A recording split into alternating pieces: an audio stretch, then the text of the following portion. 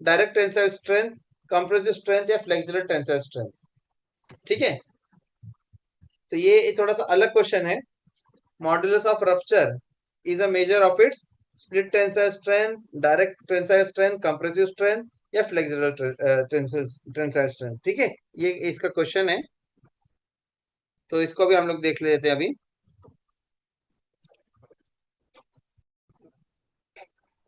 Modulus of rupture, rupture का definition दोस्तों मैं पढ़ रहा हूँ आपके सामने।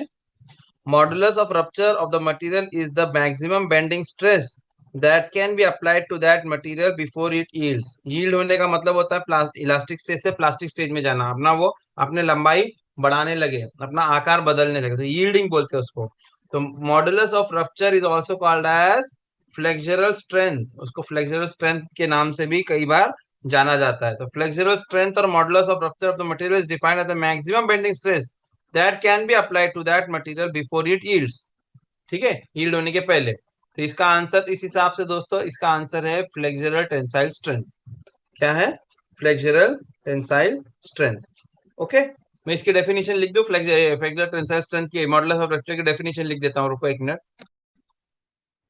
ठीक है दोस्तों, ये यहाँ पे डेफिनेशन लिख दिया मैंने। फ्लेक्सुरल स्ट्रेंथ और modulus of rupture of the material is defined as the maximum bending stress that can be applied to that material before it yields. The maximum bending stress यानी कि फ्लेक्सुरल स्ट्रेंथ। तो यही यहाँ पर इसका compressive strength, तो जो आपका जो है वो क्रशिंग के लिए होता है। डायरेक्ट टेंसाइल स्ट्रेंथ, उसमें स्प्लिटिंग फोर्सेस आते हैं, और देन कम स्प्लिट टेंसाइल। ये सबके अलग अलग डेफिनेशन।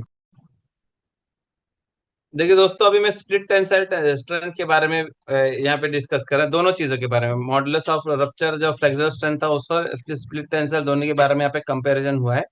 ठीक है, उसके बारे में हम लोग देख लेते हैं क्या कहता है फ्लेक्सुरल स्ट्रेंथ के बारे में। Flexural strength is determined by failure due to bending stress considering the compressive tensile stresses at the failure section. ये तो होगा फ्लेक्सुरल टेंसाइल स्ट्रेंथ।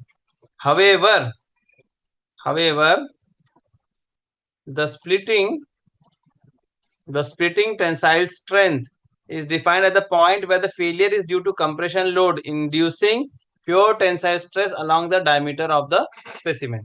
अब ये मतलब जरा आपको डायग्राम बना के बताऊंगा तो आपको समझ में आएगा। इसका जो स्पेसिमेन होता है हमारा, इसका जो स्पेसिमेन हमारा होता है, ये जो है ना बिल्कुल सीधा नहीं होता, ये सिलिंड्रिकल इन नेचर, यानी रेक्टेंगुलर वगैरह नहीं होता, it is basically a rectangular one. ठीक है, कच्चा पक्का कुछ आप ऐसे समझ ले इसको। ओके, कुछ इस तरीके का होता है। अब ये हो गया इसका डायगोनल लाइन, ये हो गई उसकी डायगोनल लाइन। ठीक है, तो यहाँ पर क्या होता है कि यहाँ पर जो है ना लोड जो अप्लाई करते हैं ना, इसके इधर यहाँ पे अप्लाई करते हैं, ये हॉरिजॉन्टली ले करता है, इधर पे लोड अप्लाई किया जाता है इसके ऊपर। ठीक है, यानी पेरीफेरी पे। The split tensile strength it is define the point where the failure is due to compression load. अब लोग हम अप्लाई कर रहे हैं कंप्रेसिव लोड, लेकिन क्या हो जाता है कि कंप्रेसिव लोड लगाते लगाते एक पर्टिकुलर प्लेन बनता है जिसके ऊपर विच feels tension and it fails, which feels tension and it fails. ठीक है ना, तो ये होता है हमारा क्या, स्प्लिट टेंसाइल स्ट्रेंथ।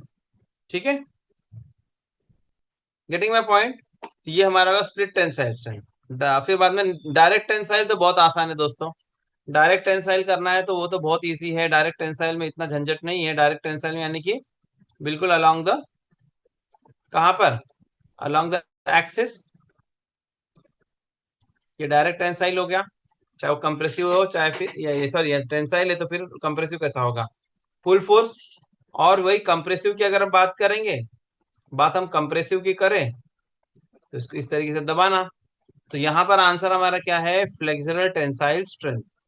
क्या है, फ्लेक्सुरल टेंसाइल स्ट्रेंथ।